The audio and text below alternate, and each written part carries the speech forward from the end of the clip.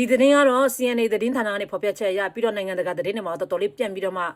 ဟော့သွားတယ်ပေါ့နော်အဲ့ဒါပါလဲဆိုရင်စင်ကာပူအော့ချက်စင်ကာပူမှာနေတဲ့လူတော်တော်များများသိတယ်စင်ကာပူရောက်ဘူးတဲ့မြန်မာတွေလည်းတော်တော်များများသိတယ်အဲ့အော့ချက်လန်ကလူလဲလူစုံတယ်အဲ့ဒီနေရာကလေလူလဲစုံတယ်ပြီးရင်လူပေါင်းစုံတယ်ပေါ့နော်ပြီးတော့တော်တော်လေးစီတဲ့နေရာလဲဟုတ်တယ်ပြီးတော့အဲ့ဒီမှာအောင်းကစားလုံနေတဲ့လူကိုတို့ကရဲတွေကဝင်စီးလိုက်တာတည်င်းတော့ရနေပြီဒါပေမဲ့လက်ပူလက်ကြတခါတည်းဖမ်းမိလို့ရအောင်တို့ကချောင်းနေတာပေါ့နော်ပြီးတော့ဖမ်းဆီးလိုက်မိတဲ့လူဦးရေတွေကအားလုံးပေါင်း48ယောက်48ယောက်မှာယောက်ျားလေးက10ယောက်မိန်းကလေးတွေက38ယောက်မိန်းကလေးတွေတော်တော်များများလုပ်ရကြရနော်ပြောချင်တဲ့သူကဘာလဲဆိုရင်တို့ကလေမာဆက်လုပ်တဲ့ဆိုင်မှာဟောပြီးတော့ coffee ဆိုင်တွေပေါ့ပြီးတော့တို့ public ပေါ့နော်လူစီကားတဲ့ public နေရာတွေကနေလုပ်နေတဲ့အဲ့မှာဖွင့်ထားတဲ့ဆိုင်တွေမှာတို့တွေက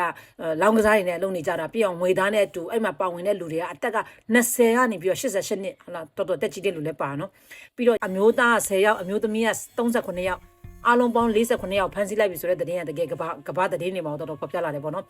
တေချာစစ်ပြီးတော့မှချိန်နေတာကြပြီပြီးတော့မှတခါလေးဝင်စီးဖမ်းတာပေါ့နော်ဒီမှာကြည့်လိုက်မျိုးသမီးတွေလည်းတော်တော်များများပါသွားတယ်ဒါမှဆက်ဆိုင်ကလူတွေပြောတယ်ဒါကတော့စင်ကာပူမြို့ပေါ်မှာစင်ကာပူမှာဖြစ်သွားတဲ့သတင်းပဲဖြစ်ပါတယ်အခုလိုပဲကမ္ဘာသတင်းတွေနိုင်ငံတကာသတင်းတွေစိတ်ဝင်စားတော့သူများကျမရဲ့အခင်းနာအကောင့်ကိုပေါင်းလင်းနေပြီးတော့မှသူများလည်းမြင်စေချင်တယ်ဆိုရင် share ပေးခဲ့ကြပါအားလုံးပဲဆင်ပြေကြပါစေ bye bye